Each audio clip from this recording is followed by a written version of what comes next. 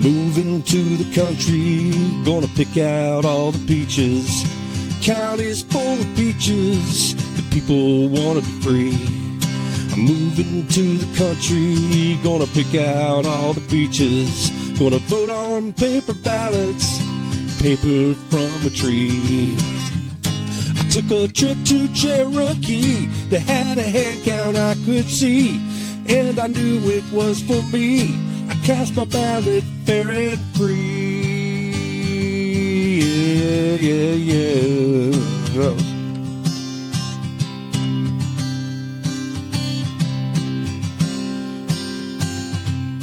Paper ballots is the key.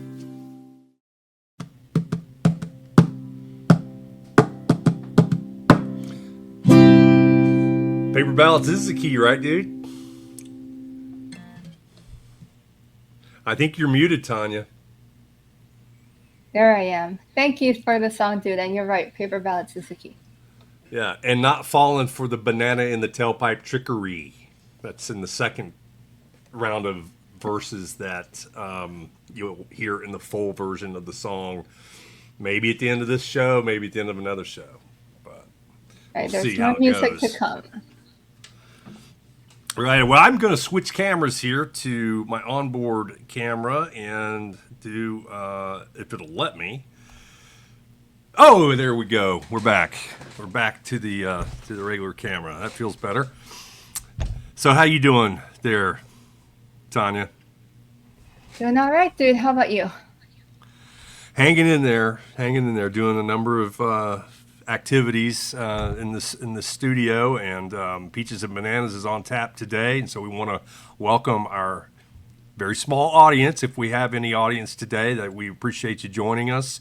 This is a new podcast that we're trying to get underway with the purpose of bringing you important election integrity related, not always all of it, but it's mostly related to election integrity in Georgia and other states across the country that are experiencing issues with swampy bananas in their election, in their political systems, in their election systems. The bananas who don't want it to be fixed or changed, and the goal is to primarily aggregate information that is gathered up every Saturday in a weekly voter GA Zoom call that happens with Garland Favorito. There's a familiar name, and his lovely wife Tamara.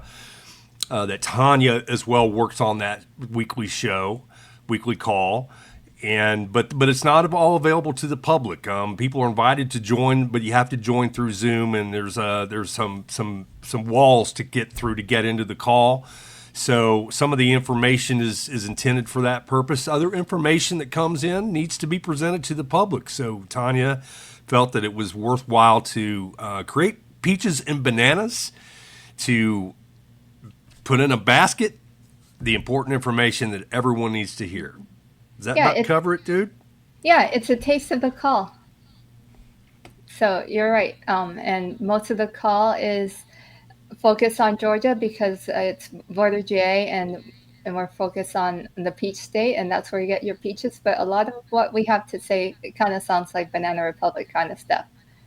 So there you go. Yeah, so what is with this Peaches and Bananas logo right here? What is with the title of the show? Yeah, well, as I just said, we're focusing on voter GA's work and the Saturday morning Zoom call that they do. And Peaches is because it's focused on Georgia, that's a peach state.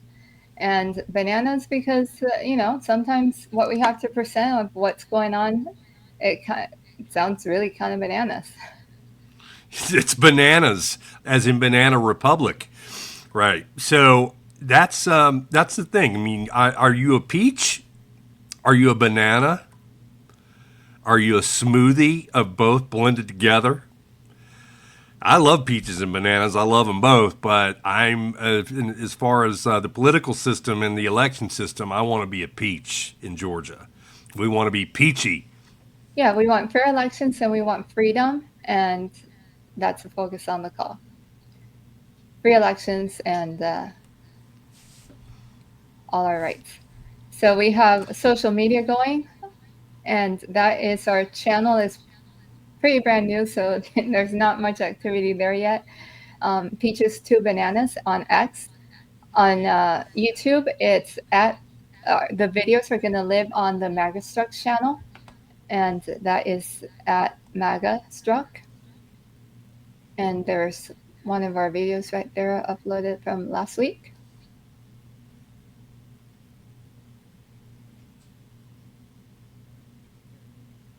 There's some really cool stuff up here. Here's a documentary done in Cherokee County, Georgia, that I was involved in about resurrecting an old rusty float headed for the scrapyard. Trailer that turned out to be a beautiful 4th of July float. There's really cool stuff in here. Just go check it out. There's a hand count simulation that was done in 2023 that Tanya produced. Very successful hand count. It can be done. We can count on paper ballots. We can tabulate on paper ballots. We can vote on paper ballots. And then lastly, we have our Rumble channel. We love Rumble because Rumble doesn't censor.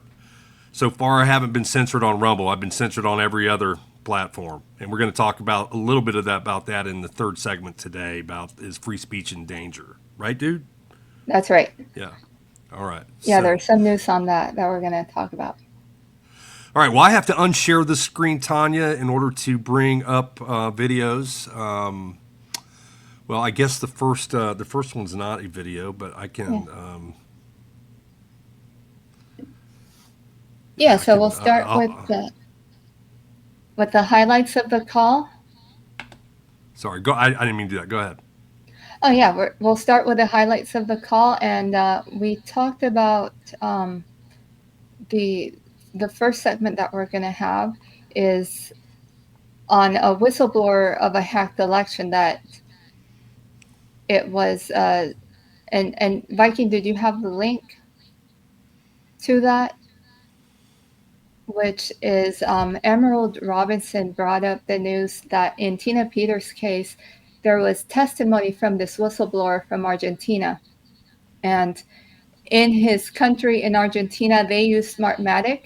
And he was an election official from there that he testified to altering the election results to being what the powers that be told them that it needed to be. And he looked at the copies of the voting system that Tina Peters had made and saw a lot of similarities. And there he's testifying that that election system can be hacked and manipulated in the very same way as the Smartmatic system that he used in Venezuela. So she was absolutely right to make the forensic copies of the voting system because it's been a black box for the rest of the country on what the system looked like. And from that copy, now we know what that it is very vulnerable to hacking and manipulating. So giving us results that we absolutely cannot trust. So Viking dude. Cool. Yeah. Well, I mean that's helpful.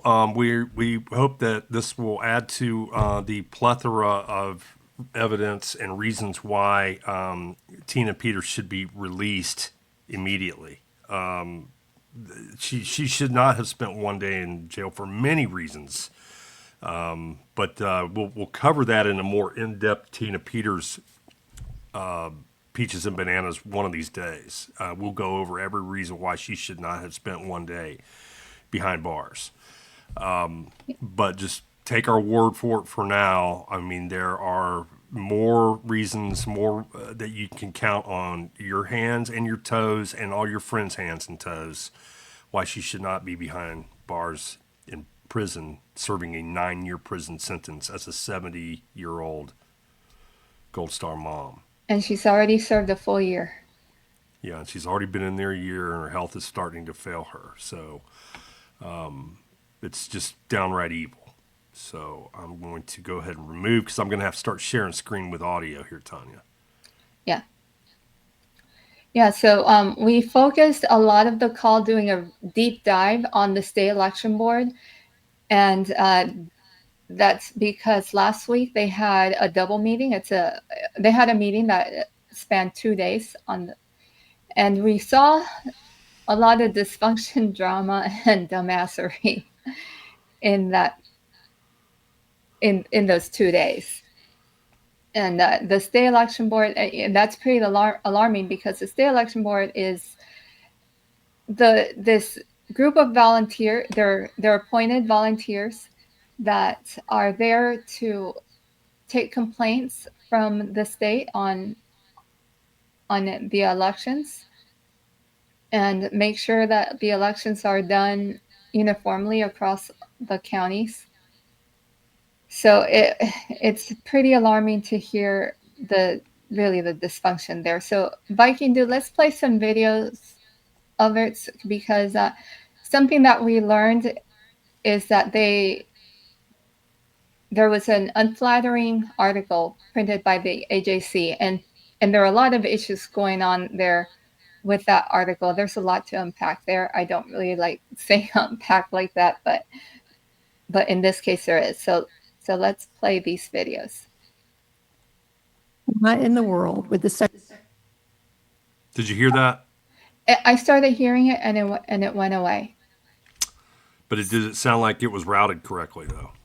Oh yeah, it sounded kind of funny. Yeah. Okay. Let me here talk for a second. Let me fix something here.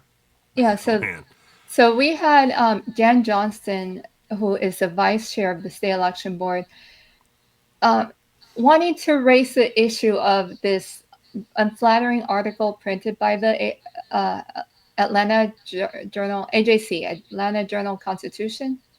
I'm probably getting that wrong. But there was a point in the article that the state election board has a huge backlog of cases, and she is wanting to understand how the AJC got that information, why there is this backlog. She wants to let it be known that it's not even the state election board's fault. And so let me know if you've got it ready, Viking dude. Yep. Okay. Yeah. Hopefully this sounds right. Okay. Here we go. December. And what was notified in 2021? Tennessee, there's an email from Tennessee to Murray. Mr.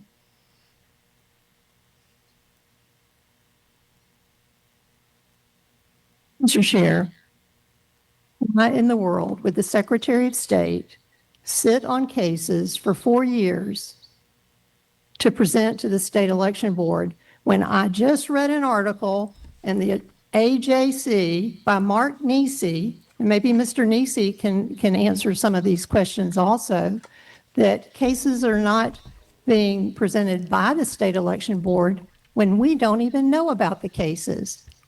So let's set the record straight that it's not the state election board that is not hearing these cases in a timely manner. It's that they're not being brought to the state election board in a timely manner. Well, we don't know exactly when the Secretary of State got this case. We know by email that Tennessee notified Murray County in 2021. Secretary of State's office opened an investigation in April of 2023. The question is, when did they receive the case? So we don't know that. If it was April of 2023, then it's a 2-year time, not a 5-year or 4-year time. So we need to find out that piece of information when they received the complaint. So, Okay. Well, there was a big article. Are you saying stop? Yeah, and let's start the next one because they do have a long discussion, and I selected some different elements of it to illustrate like this issue. So there was Jen Johnston raising the question of these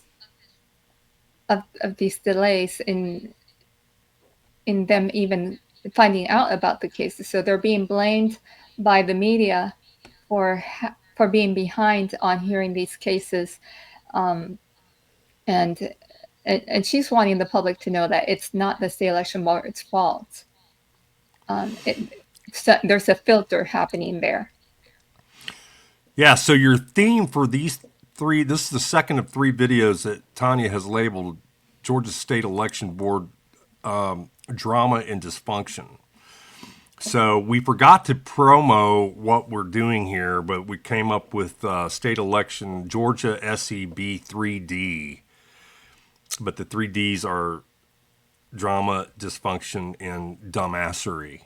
And we're in drama and dysfunction right now. Dumbassereee's on its way. So go ahead and play the second video.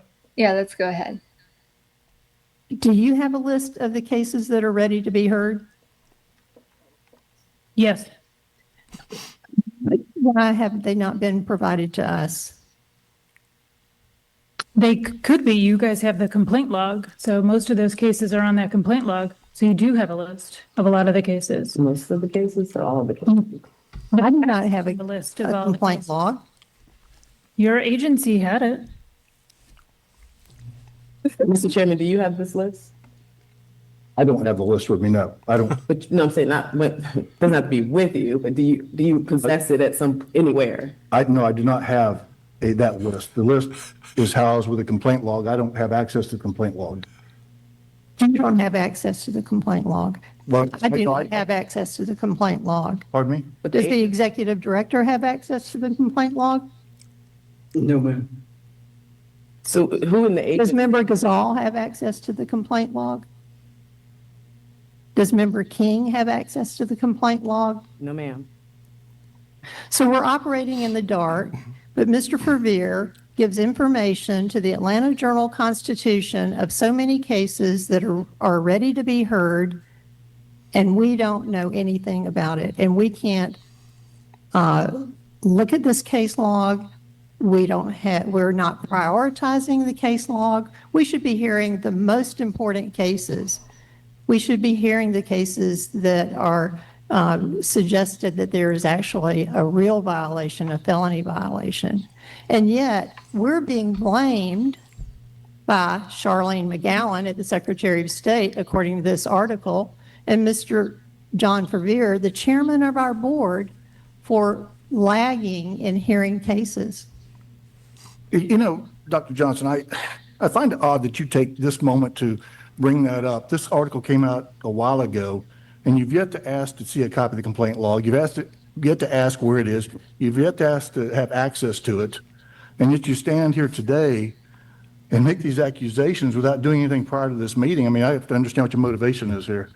I've been asking for information through you to the Secretary of State for 3 years now, and I have been met with no, more often than not. So, your words, fail to impress me that, Okay. that I am good. lacking in some way. I have, Wow. Yeah. Your words fail to impress me, Mr. Fervier. So that is Yeah, so there she is. that is the second example of drama and dysfunction on the Georgia State Election Board. And who was at the podium there? That was from the Attorney General's office. She's So- an attorney with the Attorney General's office? Yeah. Yeah. Wow. So She didn't sound like she knew anything what she was doing either. Right. So What a mess. exactly. And but it's interesting to see the chair being so defensive, and Jan Johnson, like, she really just seems to want to get control of the complaint so that they know what it is that they have to work with. At this point, they're going blind. And Amy, let's go. excuse me. Let me mute my mic here. Okay.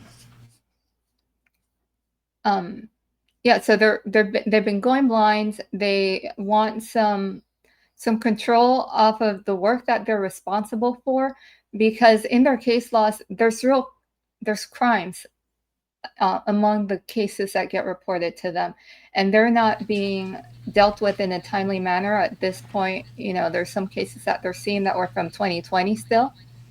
So, there's a point that slow justice is the same as no justice. Yeah. And that let's go to video number 3, Viking Dude. Alrighty, here we go. Rolling it. Through the chair, to make the point, the article in the newspaper by Mr. Nisi starts off with a huge backlog of cases of the state election board has prevented timely prosecution. I would like to share with this group today that over a year and a half ago, I requested of Ms. McGowan at the Secretary of State's office a list from Eric of all possible double voters. And Ms. McGowan replied that she was unable to provide that list for me because it was proprietary and being investigated. Now, how would this board know or be able to prioritize double voting cases? And this article suggests that the Secretary of State had to go around the state election board and refer these cases to various district attorneys. Now, wouldn't the state election board need to be informed and also approve the immediate referral to district attorneys for possible double voting cases? And who investigated those double voters? We don't even know. And yet it is our duty to investigate or have the Secretary of State's officers investigate. Why are we so uninformed by the Secretary of State's office?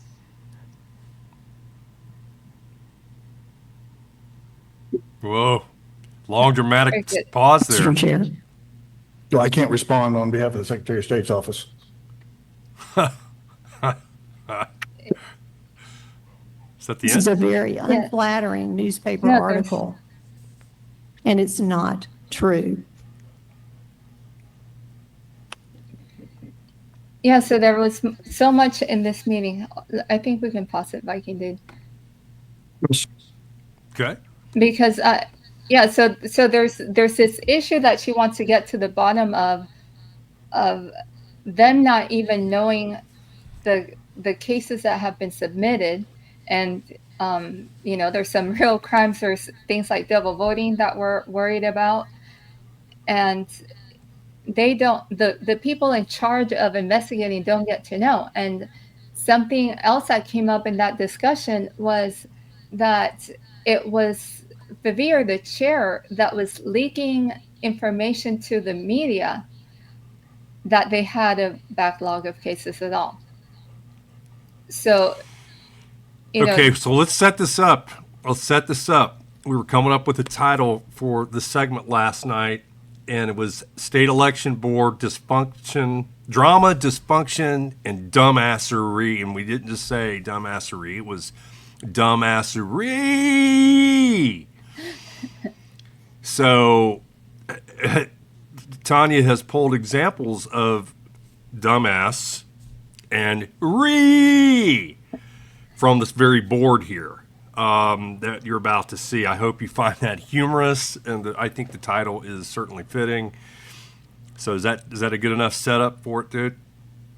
yeah, and in this part, they're getting to this issue that they had decided the last time that they met last month to have the James Mills, their executive director, communicate, be in charge of the communications to the public of the meetings that they're going to have, because by law, the meetings have to be announced to the public, otherwise they can't have a meeting.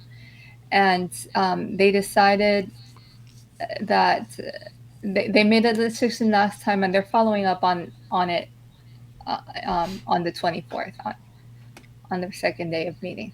So let's play this video because it seems like the chairman for VIR is getting in the way and wanting to retain control of something that they had all decided was going to be a board decision. Okay. And again, this is about drama, dysfunction, and dumbassereeeee. This is the video that is the dumbass portion of the presentation. Here we go. Hope you enjoy. Well, if I'm reviewing it, then I'm approving it before it gets posted. So, I mean, I don't want to But the review it board is after it's been approving posted, it. so. The board is approving it. Well, I want the opportunity to review things that are posted on behalf of this I'm board. trying to understand where this level of authority came from. Like, who gave this to you? Like, why do you feel as though it has to be on you to be the, I guess, the father of the board, and it's not until you approve it that we can move forward? There's a majority of the board here, and if we ask for something to be done, we shouldn't have to go through you to make that happen. I understand your point. Okay. But that's what we, I don't Yeah. know if he understands anything. Yeah, no, not really, because they had decided on something as a board, and he still wants to retain control of after they make a decision. So it's like him wanting to keep having the final word on every decision that they make, and that's not really how a board works, right? Right? No, it's not. No, I mean, you know, his. And as a matter of fact, from what I understand, his voting, he doesn't usually even vote unless his vote is required to break a tie. Right? Right. Yeah. So there's five now. Okay, so I'm counting 6 people there. So we're seeing 6 people up there, but one is not a voting board member. The guy in the middle in the red tie. Explain to me. Well, here, let me pull it up so people know what I'm talking about. Okay, the guy here in the middle in the red tie. He's not a voting, but he's what's his role? He's the administrator. He's the What's his- executive director. Executive director. Okay. Yeah.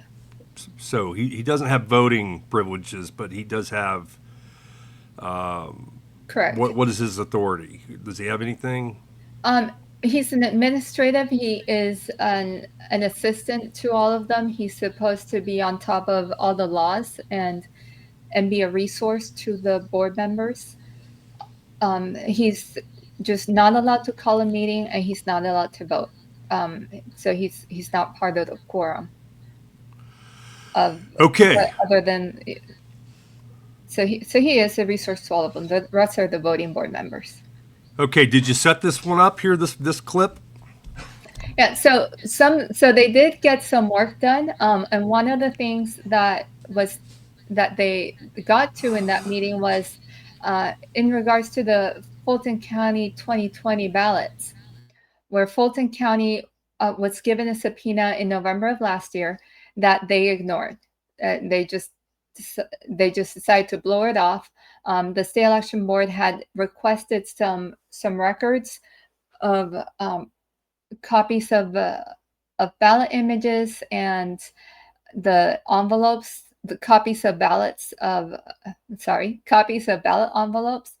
And Fulton County did not respond, and Jen Johnston is following up on that in that meeting, requesting a subpoena for the actual ballots, for the actual envelopes, because there's these election records that they need to get their hands on in order to complete this investigation from 5 years ago.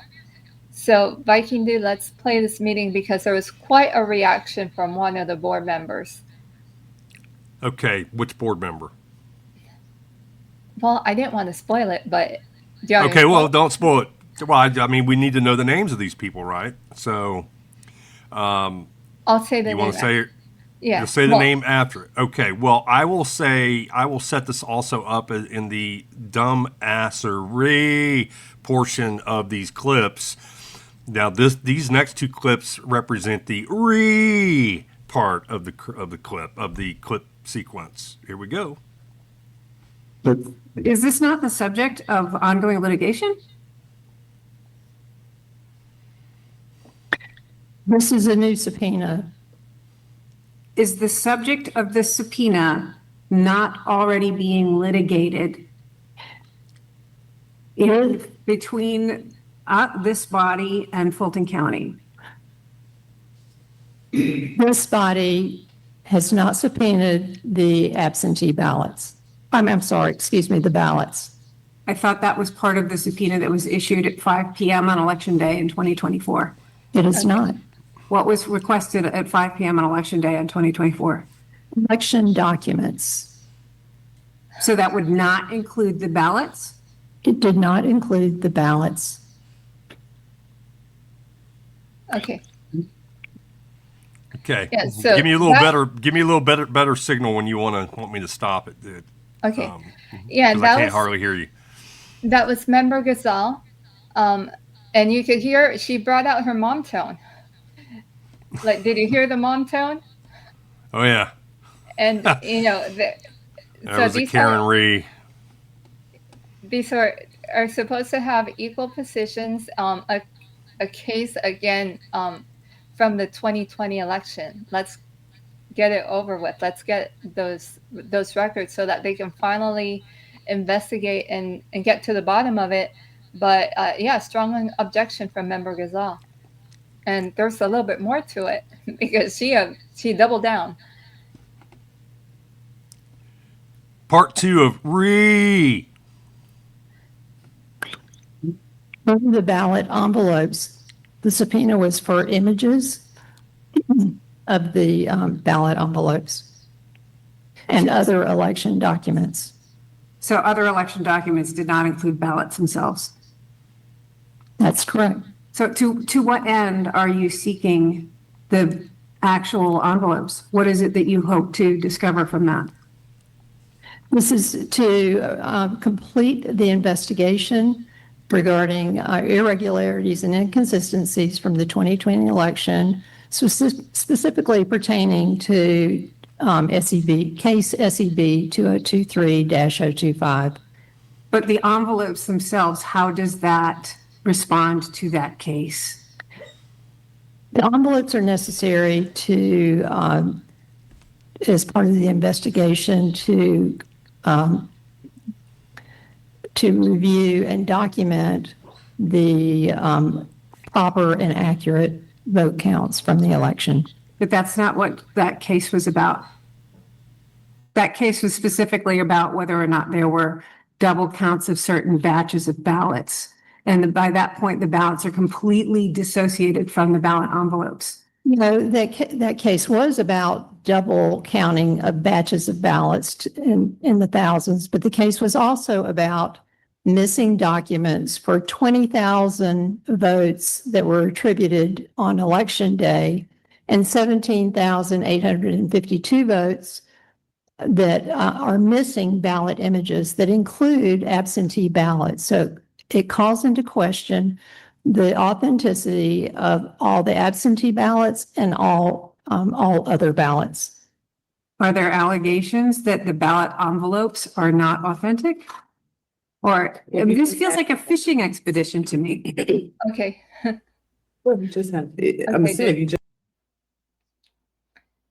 Yeah, so you're muted, Viking did, but there is a strong pushback from one of the members onto getting any records so that they can validate numbers. So that it was just the questioning, to just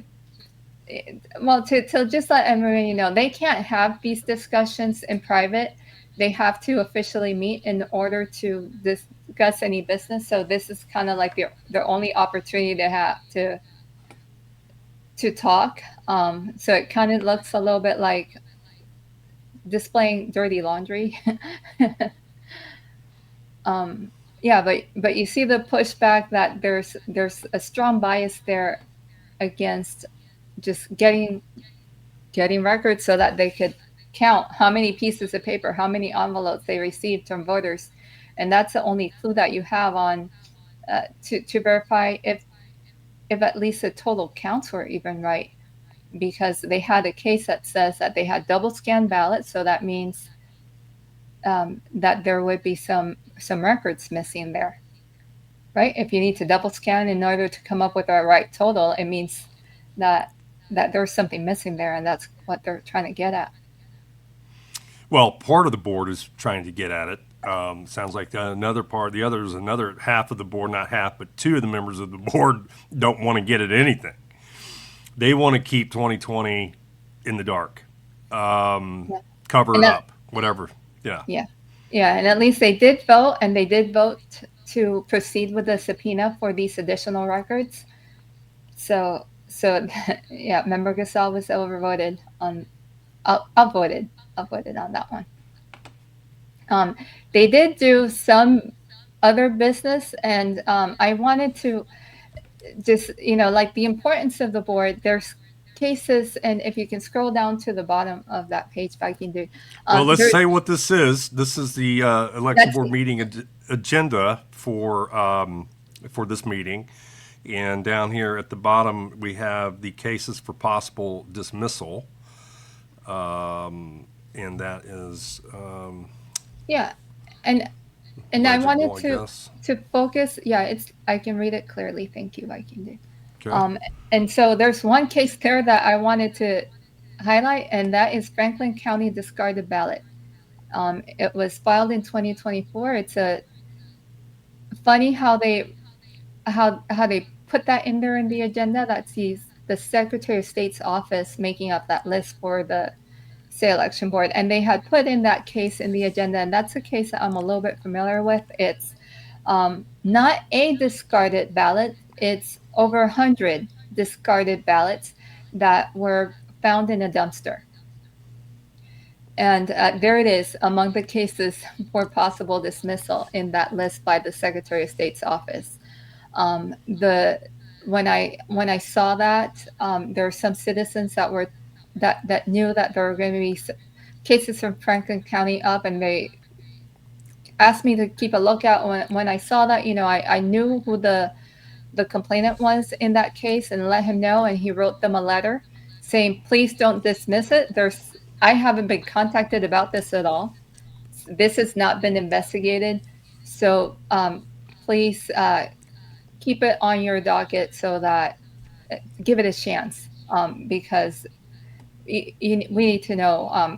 Ballots in the dumpster is one of the nightmares that we hear after an election of, were 100 voters disenfranchised. We don't know.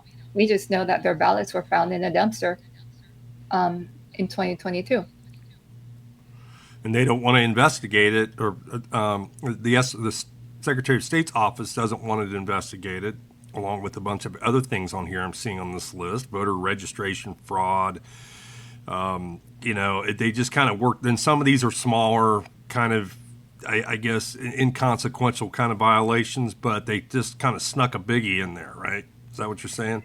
Yeah, they snuck a biggie. There's some cases that they heard, like there was another, like the double voting cases. That's another issue that it's not really trivial, but that.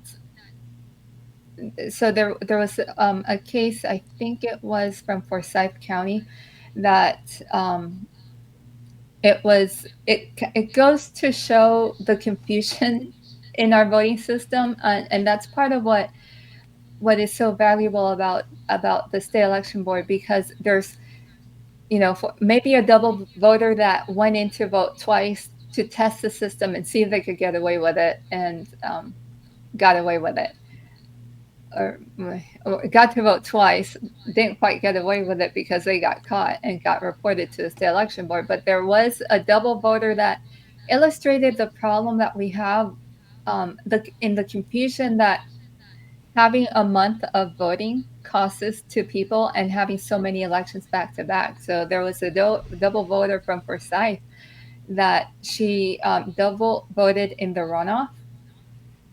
And if you think about it, you have the election, the main election in November that really starts in October. So there's a month that you're hearing that you have to vote, you have to vote, you have to vote. Then you have a runoff a couple weeks, with the early voting starting a couple weeks later, that you're hearing, okay, keep voting, and you don't know what election is what. So she went in to vote early. Then she showed up on election day and she said, I don't know if I voted in this election.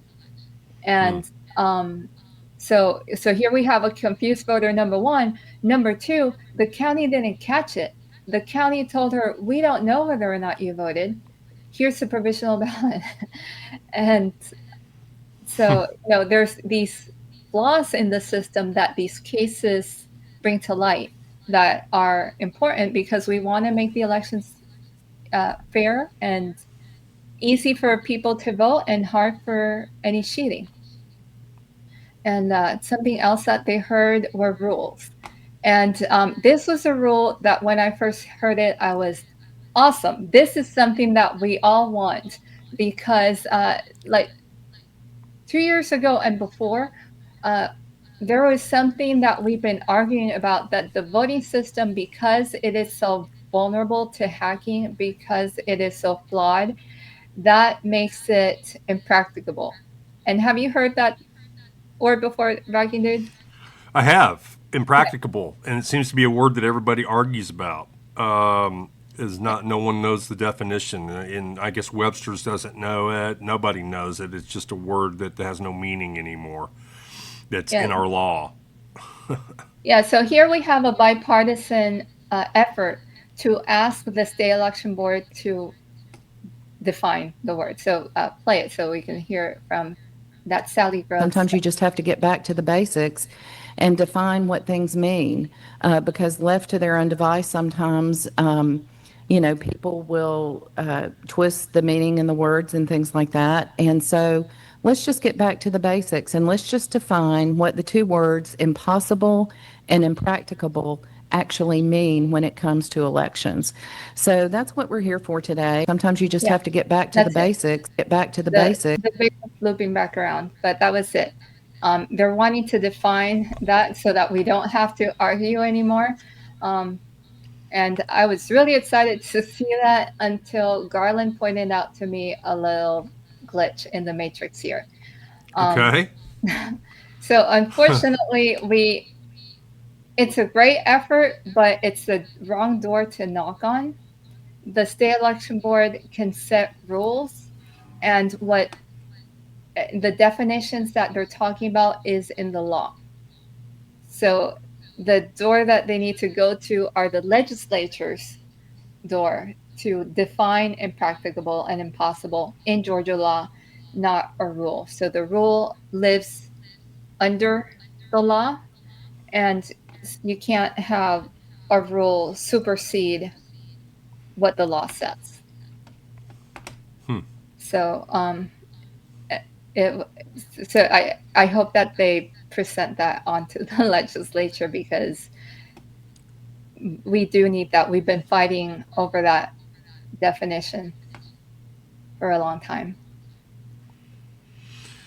Well, that looks like quite a bit of drama, dysfunction, and dumbassery that took place at the state election board. And I'm speaking about specific board members, not all of them. But I think it's important. Most people don't have time to, or even know where to find and watch these if they wanted to. Most people don't have the time to watch these. So thanks to folks like Garland, and that was Sally Grubbs you saw there, and people like David Hancock, who was a board member from Gwinnett, Matt Slavijo, who is a board member from Forsyth.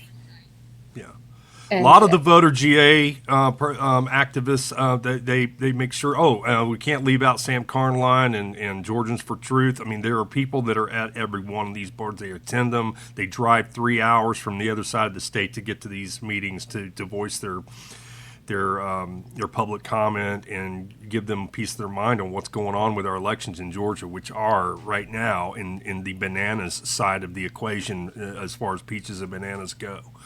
Yeah. So we've yet to move into the peach basket. He's a election board member in Grady County, and Julie Adams, election board member in Fulton. Yeah, and Jason Frazier's another name. These are fighters, man. They're fighting for free and fair elections that are going to be fair for everyone, not just one side of the aisle, not just one side of a lobbyist agenda, but for all Georgians. They're fighting, and we want to tell them how much we appreciate them. I want to tell Tanya how much I appreciate all the work she does, and share this screen here because we forgot to promote it. And in between our segments here, we'll take an opportunity to promote Tanya's Give, Send, Go. Well, that's the Peaches and Bananas Give, Send, Go, but it's primarily to help support Tanya. She puts in a lot of work and is very, I would say everyone involved in this effort, it's either no pay or very little pay. but people feel that it's important to give of themselves to try to restore what we would call a peachy situation in having a free republic. Right now, it's more of a banana republic. But you can go to VoterGA, or I'm sorry, not VoterGA. You can go to GiveSendGo/Tanya needs our help. And if it's not there right now, but here you go. It's coming up here in the lower third crawl across the bottom of your screen. GiveSendGo.com/Tanya needs our help. And she really does. Tanya's got some special needs down there. I will, in her situation, I will go in here and just read the last paragraph here. Tanya's work is largely a volunteer effort. She spends her life giving of herself to advance the cause of free and fair elections. She humbly asks for your financial support for her life's expenses. Tanya has special needs due to her unique muscular disability. And so too does her faithful best buddy. He's a senior German Shepherd named Shadow. So Tanya has a lot going on down there. As she works on behalf of all of us. So we would appreciate you to take time to go there, check it out, and if you feel it in your heart to give, please give to Tanya. And it supports what we're doing here, too. Yeah, very much so. I don't have a lot of opportunities because of my disability, so any assistance helps, and I'll give back. This is not something that I'm asking for charity. I'll do my best to earn it. Well, Tanya, that's really big of you to add that comment. I can tell you right now, Tanya gives way, way, way more than she earns. I mean, she's earned way, way more, way less than what she gives. So, That's how I meant to say that. Tanya is on the lopsided part of the scale on that, on the giving side. So please help her out, y'all. She's helping us. All right, so we're going to move into our our final segment here. Yeah, our final segment. So that wraps up the VoterGA call, and so we have an ongoing segment on free speech because it's about elections and freedom in this podcast. And this week we had some news. That's my graphic, Viking Dude. How do you like it? I love it. So last week we heard some news from, government officials admitting that they directed social media companies to restrict information that they didn't like. And there are some promises made by social media companies that were not kept, and we're going to cover that right now. So let's play the first video, Viking Dude. Alrighty. I have to remove you first. Mm-hmm. Okay, and add the stage. Okay, you want to set this up? Or you just did? You just did, right? Okay. Top Biden staffer Rob Flaherty admitted that they encouraged social media companies to censor speech they disagreed with. This was funded by your tax dollars. There was zero outrage from the Democrats and the mainstream media. And that's why we're saying we're in bananas side of the equation as far as peaches and bananas. It's not just in Georgia, it's everywhere, but here we go. Social media companies make editorial decisions at the scale of hundreds of millions per second. They decide what content gets shown to whom and in what order. My office encouraged those companies to exercise that editorial discretion to avoid spreading inaccurate information, particularly related to the ongoing pandemic. Social media companies make editorial... Okay, it looped back there. Yeah, it loops back up. Yeah. Yeah, so did you catch that they're saying that they specifically restricted certain type of information? And I have a video of somebody who was a victim of just that. And it is, so he mentioned misinformation about COVID, and Viking Dude at around the 6:45 minute mark. I'll turn it over. We have 6:45. Yeah, we have the woman that when I heard her, do you remember her? Kind of, yeah. I remember seeing this when it happened. These Yeah. these doctors for free, something or other, right? Yeah, America's Frontline Doctors. They're here. America's- They're talk. So this was the summer of 2020 when we were all scared. We started hearing about deaths in the news from COVID, and that doctors, just people being isolated in hospitals, and this being horribly contagious. The country was scared. I guess the world was scared. Okay, And yeah, got it. and and here's this wonderful doctor. Let's hear her. Okay, cue me on the out on this, okay, because I Okay. haven't seen this. All right. And breathing treatments, we only wear surgical mask. None of us has gotten sick. It works. So right now, I came here to Washington, D.C. to say, America, nobody needs to die. That's it. The study that made me start using hydroxychloroquine was a study that they did under the air. That's it? Yeah, that's it. Where they talked about ivermectin and hydroxychloroquine as cures for COVID. And there she was saying nobody has to die.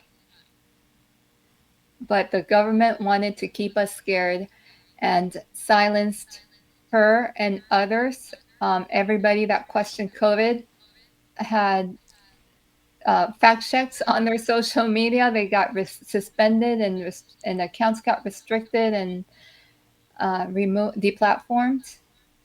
And that's not the only issue that was restricted. Election integrity issues. Any truth about the 2020 election thinks that the state election board in Georgia is still trying to investigate with double scan ballots and not knowing the correct results from the November 2020 election. Anything questioning that was restricted. Biking Dude was deplatformed too for sharing a picture from the crowd in January 6th. So Yeah. it was an all over control that the government had directing any information that they didn't want shared. Yeah. Well, so yeah, and they're still doing it to some degree. My X account is still suspended. It was Twitter at the time, but it's still suspended. They still don't respond to requests to unsuspend my personal Twitter account. And that happened the day that I posted because I'm a photographer and a videographer, and I took a fantastic panoramic shot of the crowd at Trump's speech on January 6th. I took a great shot. I stitched it all together, and it's beautiful. It shows the massive enormity of the crowd that showed up that day to hear that speech. Trump still says it's the biggest crowd he's ever seen.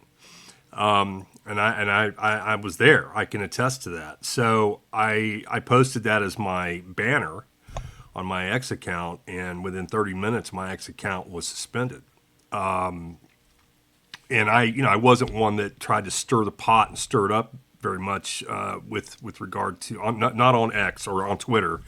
I did on Facebook. I stirred it up a lot more on Facebook, and Facebook took measures to put me in gulag, put me in their gulag for months at a time, where I couldn't do anything but just watch. I couldn't comment. I couldn't do anything. So that period of my life was wrought with censorship. It still is to some degree in the news lately. After Charlie Kirk's assassination, there have been a lot of conjecture about who was behind it. I'm not going to comment on what I think there, but I will say that I had another channel that was on YouTube that was about travel and tourism in the country of Israel. It was all fun.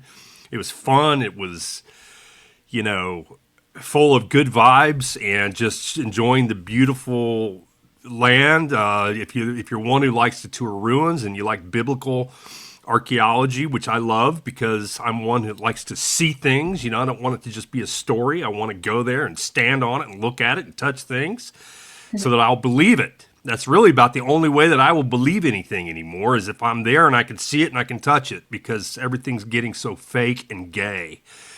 So, that just happened last week. They took that down. They annihilated an entire channel. It's 5 trips to Israel with probably over 24 videos that are all there to help people in their travel decisions on where to go and what to go look at. And if you're interested in this part of the Bible, go to this part of the country. If you're interested in the Gospels, stay to the Galilee and stay to Jerusalem. They're invaluable, helpful information, even if you want to just go on your own and not go with a tour group and you want to just go on your own. I did that. And I showed people how I did it. So those are gone, just poof. And that just happened, 2 weeks ago. And that makes me sad, because something like that specifically, I think that, I get FOMO. So a channel like that would tell me what to look for, what I'm missing, so I can prioritize. But that sets me up for this. No, hold on. Before we play that, I have something else to share.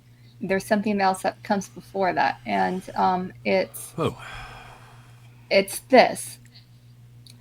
So that's a post by the House Judiciary GOP announcing that Google admitted censorship under Biden and promised to end bans of YouTube accounts of thousands of Americans censored for political speech. So there was this promise by Google that on YouTube, accounts would be able to have free political speech. And Viking Dude has a video of someone that tested, Alex Jones, tested that promise. And Viking Dude, play it. I had Nick on the show and I said we should stress test it. That was about 2 o'clock in the afternoon, Central. I said, let's stress test it. And I told the listeners, a lot of you had your channels taken. I said, every talk show host or pundit or journalist or political victim of the Democrats that was censored in all these Democrat-directed purges that really started in 2016, accelerated into 2020 and then on. I said, you should all now, because they've told Jim Jordan via Alphabet, the parent company of Google and YouTube, that they're stopping it, and anybody politically removed, they're going to put back up. I said, I believe this is just more talk. Just like the Paul Weiss law firm promised to stop doing lawfare against Trump and his supporters, they're still the ones running the lawsuits against me and laughing the whole time. It's just hilarious, trying to literally close our doors and involve the Justice Department and all the rest of it. The holdovers that were under investigation, but then that got pulled. So I said, let's upload our channel. So we did. It was up till about 2 a.m. I got about 100,000 followers in just that brief amount of time. Nick, I heard him say on his show, I got 30,000 followers. And about 2 a.m. in the morning, they jerked both his channel and my channel down. And I knew that. I mean, I told listeners, I said, I believe it'll be down by tomorrow. And it lasted just about 12 hours or so. Okay. Yeah. Here's what I understand. So he put up his channel. There was huge demand. And, if YouTube approached it as a business, they would have kept it up, because, again, a channel with that much demand is more views, more revenue. But no, they yanked it they yanked it overnight. So, that was a promise they made that they did not keep. Well, we're still in a situation where it's just amazing to me that we still hold to this idea that this is the land of the free and the home of the brave. It seems like there's only a handful of brave folks, really brave folks, are willing to stand up to tyranny. And we're not free. There are other countries with a lot more freedom than we have, and we're supposed to be the leader in that ideology. So, it's an issue, and it's very saddening here in my life to grow up and then to suddenly one day wake up and realize that this is what has happened as I was growing up. It didn't just happen overnight. but we've allowed this country to erode away from the constitutional principles that it was founded, that it was based on to begin with. It's hard work to try to unwind it too, right? Very much. And so it's crazy to think that speaking up, like that you do, that it does take bravery and courage to rise to speak up. Yeah. So that's about it for what we have on the rundown for the show today. Is there anything else, Tanya? Yeah, well, just kind of can't help thinking of Charlie Kirk, and that. Well, we want everybody to think about this person here. We're gonna wrap it up with this. Tina is still sitting in prison in an orange jumpsuit. I guess her health is starting to fail. This is one of the brave ones. This is a brave one right here in the land of the home of the free, home of the brave. I mean, she's one of the brave ones. And this information. This is an old flyer that we made, a graphic, and I don't even know if it's even worth your while anymore to even try to call the governor or contact the governor. I guess it doesn't hurt to keep hammering away. But this guy, Governor Polis of Colorado, is unresponsive, is totally in the pocket of the globalists and the people who want to destroy our freedom and want to rule us with an iron fist. Yeah, it's amazing. President Trump tried to put pressure on the governor by removing the Space Force. So we're just going to get him out of here. And it's just going to be free Tina. Because he's a jerk. He's a do-nothing jerk. And we don't like him. Yeah. So President Trump tried to put pressure on the governor. He went, and it got to the point that he removed the Space Force from Colorado. So there's this whole military, what is it, a military wing, or what's it called, that Colorado lost over the governor's stubbornness to not do anything about Tina. Right. Yeah.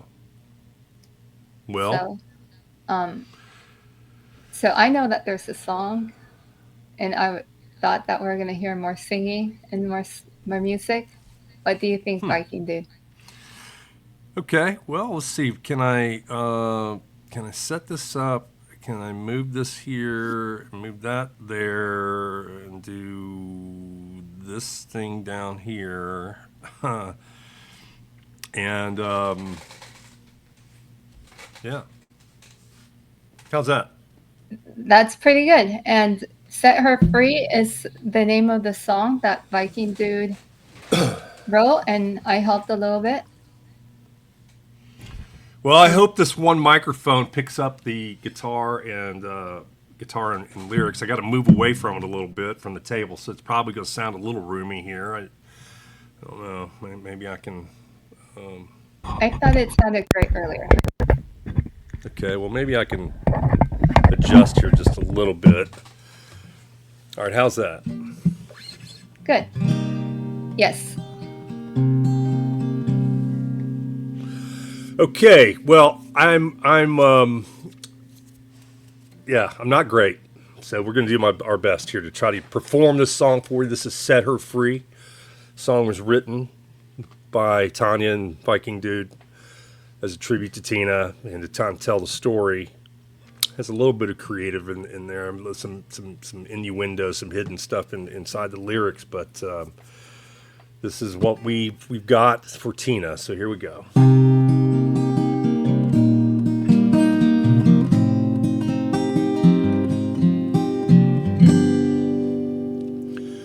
It was sunset in Colorado, mountain canyons losing their light.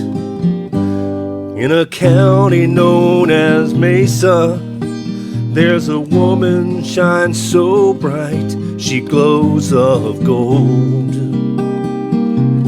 Ooh, she glows of gold. She cried out for truth against the schemes of that night, but they conspire to silence her. They locked her away in prison for 9 years at her age with no priors, not even a parking ticket, for doing the right thing. 'Cause they want her fire to die. Oh, for a fire to die. In those corridors there's whispers, secrets under lock and key. But with her faith and her righteous courage, she won't break, won't bend that knee. They call her a heretic, 'cause she's a threat to their reign. But she speaks out for our liberty, while she sits in jail for a year now, unjustly.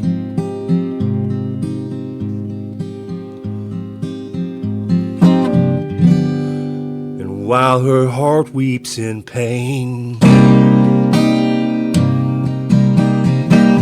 oh, while her heart weeps in pain,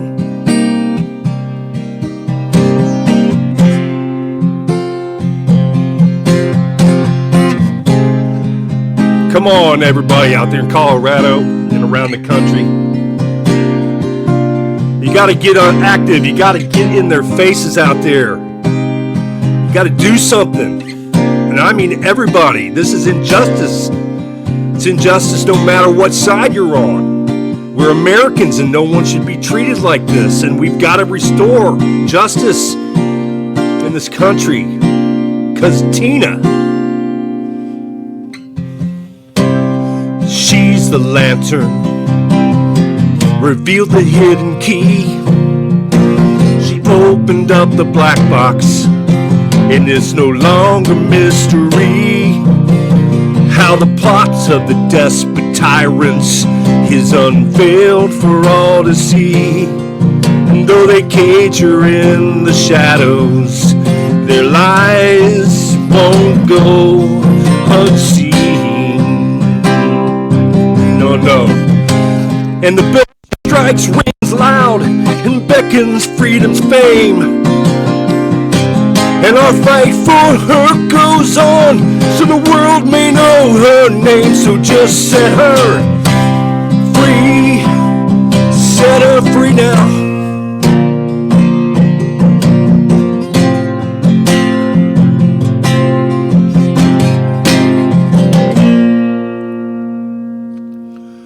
Sorry, this song gets me worked up. In the cold white glare of her prison, as despair stares her down in her cell, you know her words, whew, man.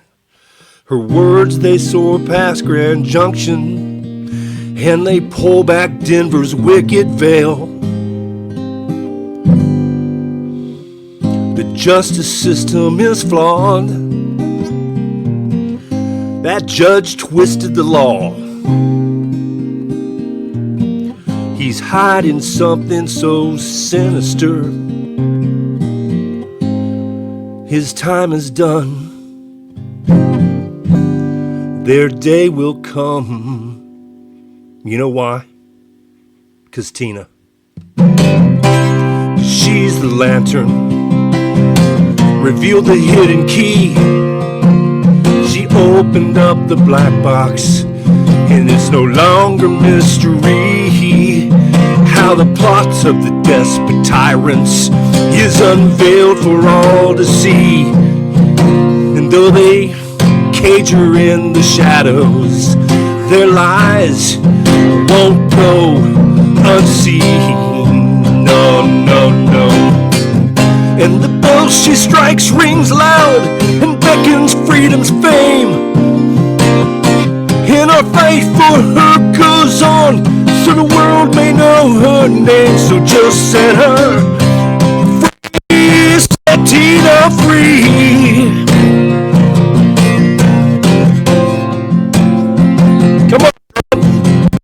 Come on, Tia, get in there. So sing for her and her fearless fight. For those who speak with the light. For the light is shown like the sun. When our world turns to night, but her tale only just begun now. She should be free right now, no.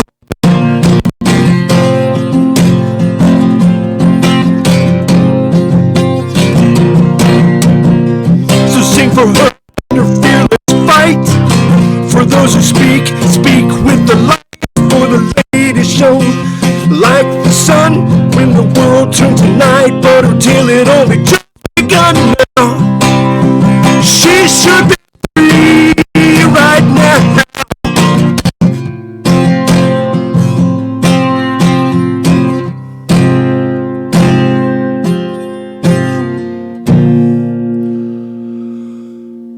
We got to set Tina Peters free. Got to get her out of jail. 70 years old. Brave, wonderful woman. Set her free now.